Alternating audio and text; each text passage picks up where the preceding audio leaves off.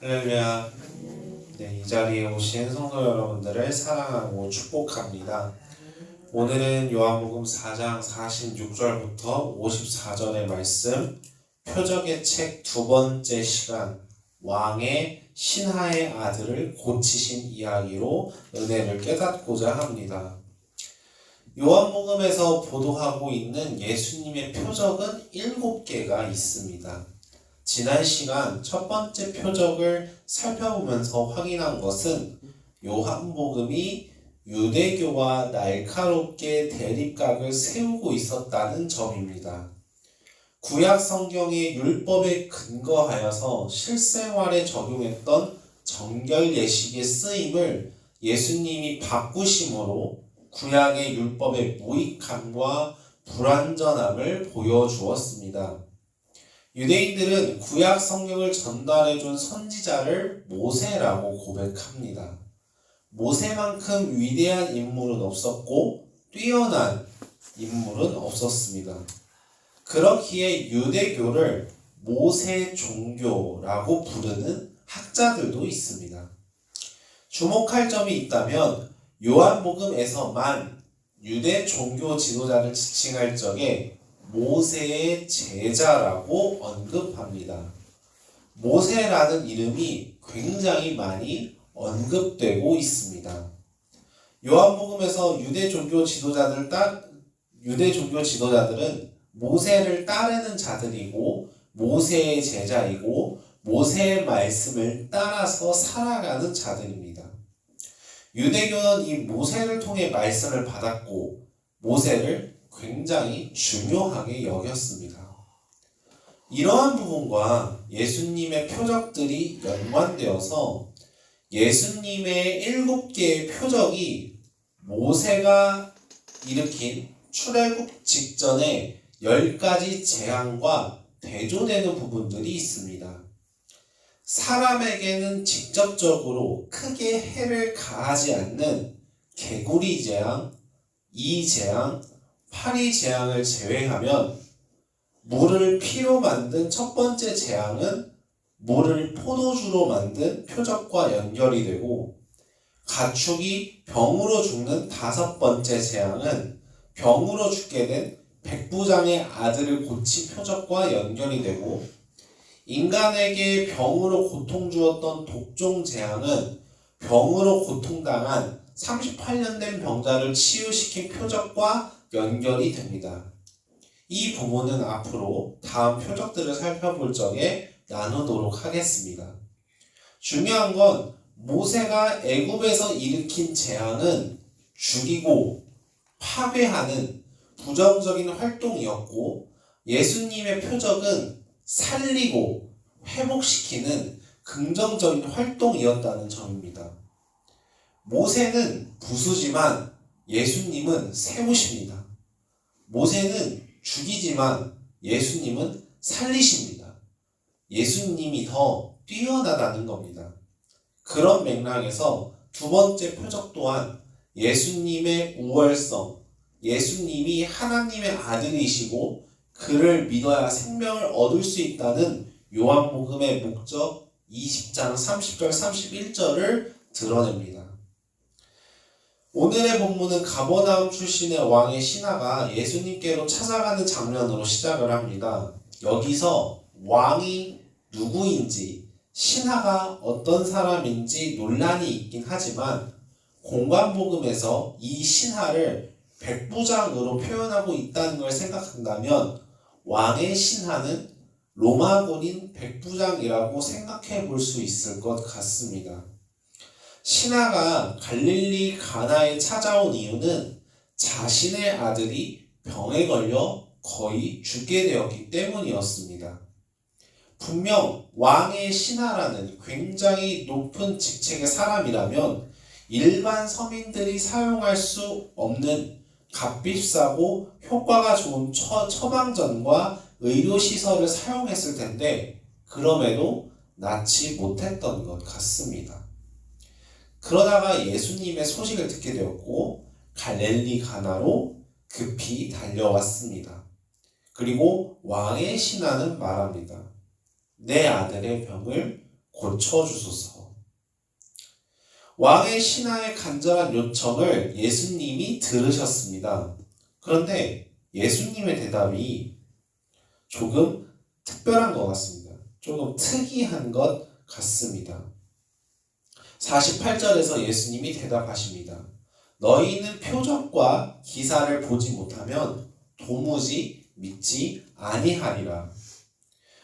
예수님의 대답은 신하의 요청에 대한 승낙이나 거절이 아닌 엉뚱한 대답 같아 보입니다. 더욱이 신하는 혼자 있음에도 예수님은 너희라고 복수로 지칭하며 묻고 있습니다. 그렇다면 예수님의 대답의 의미는 무엇일까요? 우선 예수님이 신하를 향해 너희라고 말씀하신 부분을 우리가 이해할 필요가 있습니다. 요한복음의 특징 중 하나는 한 개인이 많은 사람을 대표하고 있다는 점입니다.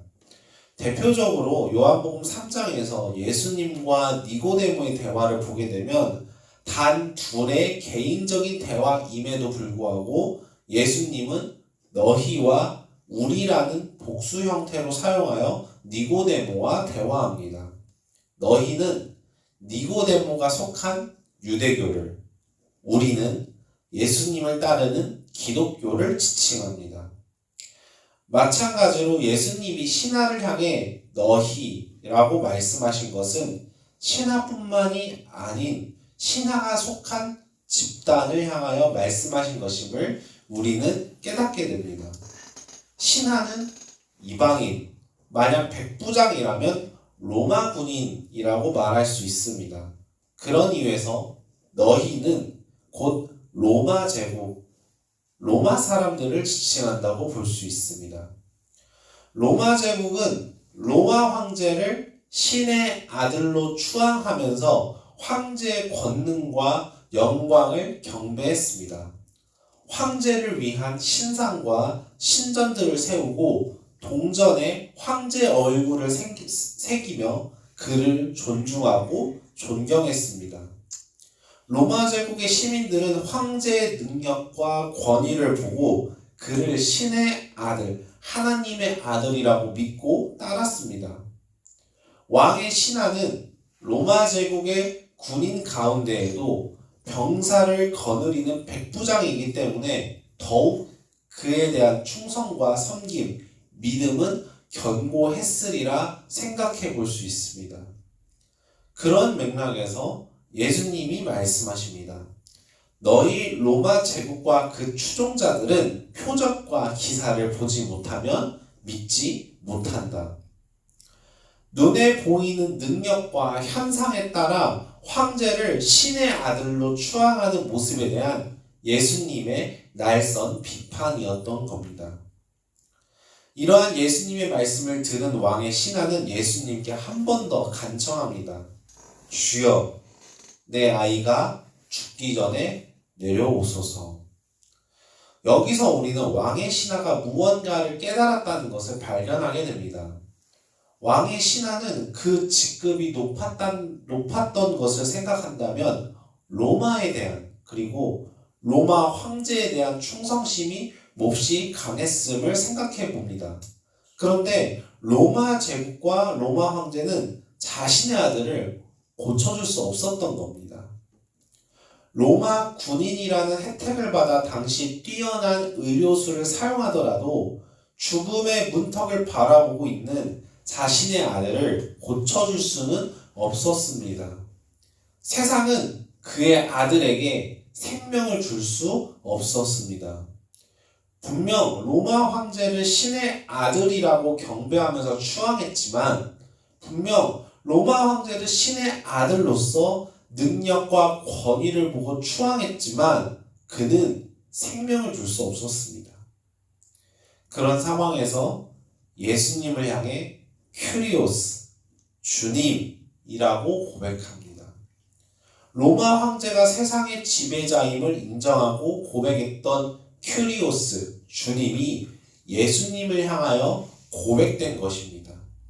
세상이 줄 수 없는 생명을 예수님만큼은 줄 수 있다고 믿었던 겁니다.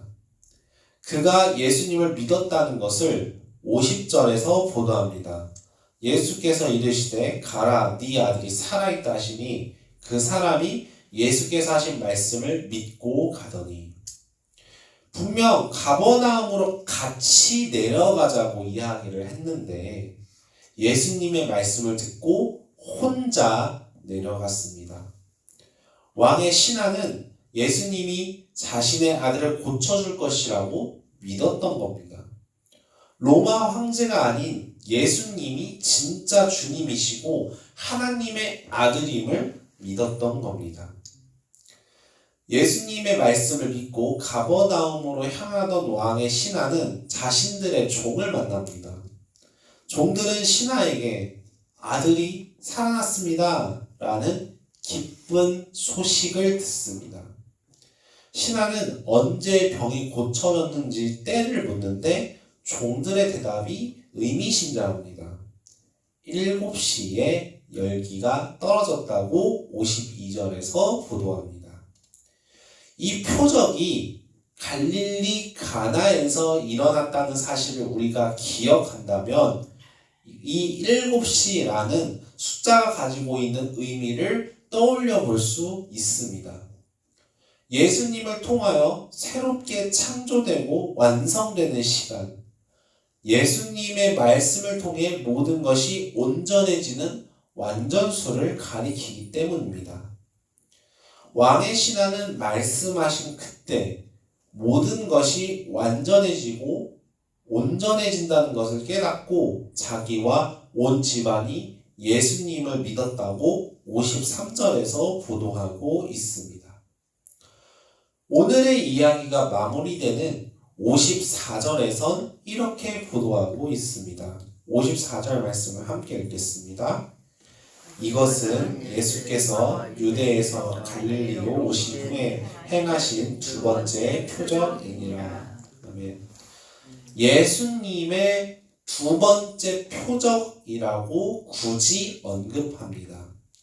이상한 것은 세 번째 표적인 38년 된 병자를 치유하는 이야기부터 이러한 언급이 전혀 없다는 점입니다.